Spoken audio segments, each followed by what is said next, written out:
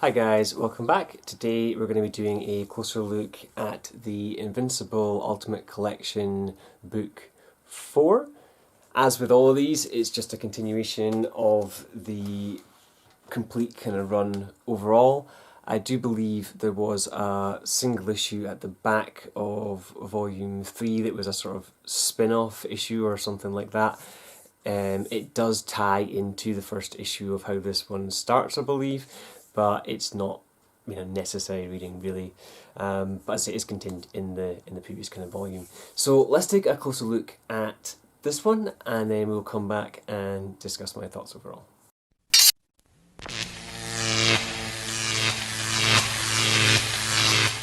Matching up with the rest of the set, we have our main Invincible kind of flying out from the kind of backdrop.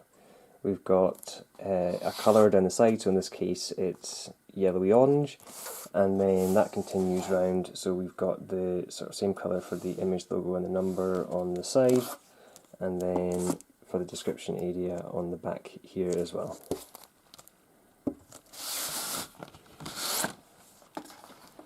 The hardcovers themselves are fairly simple, so we've just got Invincible Collection kind of indented in, and then the numbers and things indented in on the side.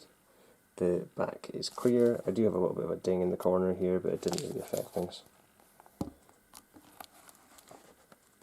The spread of these books is quite good. They do lift up and curve a little bit, so I didn't really have any difficulty reading the book itself. And everything inside colour coordinates to the volume, so we've got the same sort of yellowy orange throughout, and we get the issue numbers at the start of each issue, which is good to know where we are as well.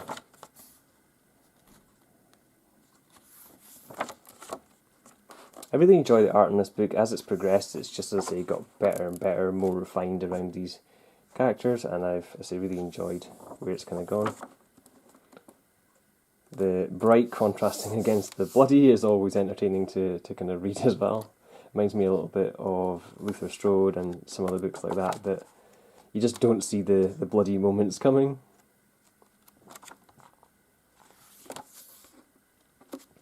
Alan is one of my favourite characters. This is the alien guy here.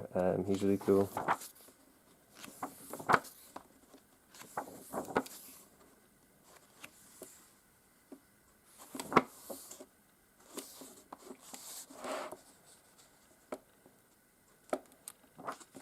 And then at the back we always get a bit of a sort of sketchbook slash cover gallery and kind of creation type stuff, so we just get various notes from both artist and writer alongside various kind of ideas.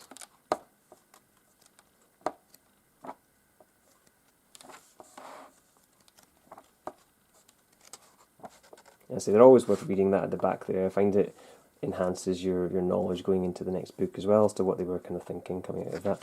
We do have a couple of covers, I believe, for the trades, and then just various other books by Image Comics. So, as with the other books in this sort of run, I've been trying to avoid spoilers as much as possible. So, there are some elements that I need to kind of give on some of these books, or you're not going to know what's kind of happening, but I'm not going to try and give you the absolute specifics of how things kind of went down. In this book, Invincible's dad is imprisoned by their people, and he basically is being put to his kind of death, and Invincible's trying to figure out how to stop this. He's been reading through the books that his dad, novels that his dad wrote before he kind of got famous, and trying to read some hidden lines into what some of that means. Our fun kind of extra sort of alien character Alan, who pops up every so often, pops up in this, and we have an issue or so around him, which is really good fun. I just enjoy his character overall, and he's totally OP'd up in this, which is quite cool. And he just has a few fun moments with different kind of characters, so that's really good.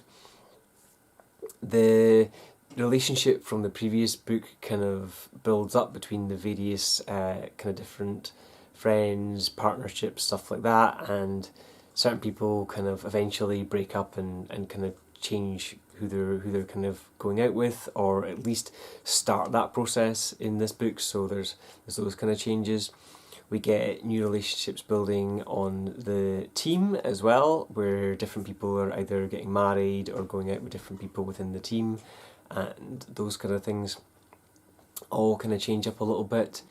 We have a few different people, I guess, kind of disappearing when we think they're dead, or they have a really close call and then have to have like a major repair done to them or something. So that's been quite interesting.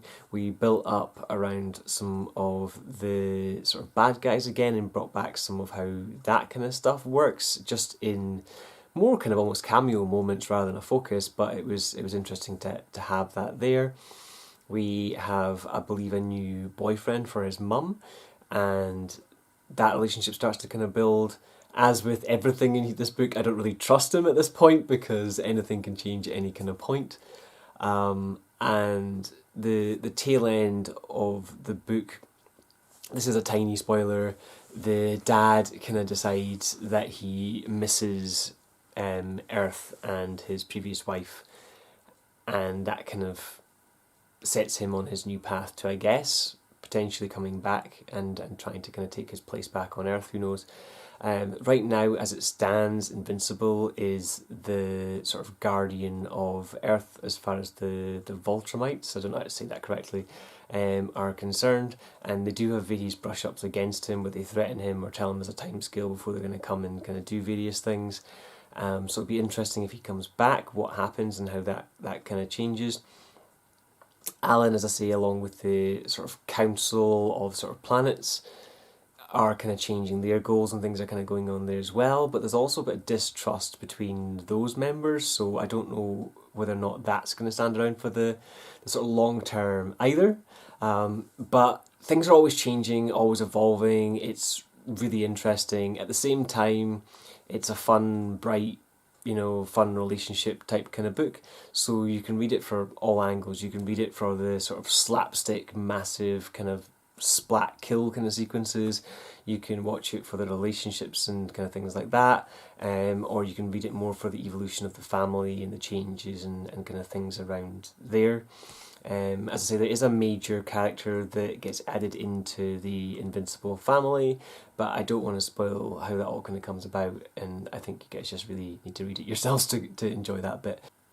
So I highly recommend the series, as I've said in all these reviews so far on the Invincible books. I hope you guys check out yourselves. If you have, let me know below what you think of this book or any that have kind of come before it. As always, like and subscribe this video if you want to see more in future, and I'll see you guys next time.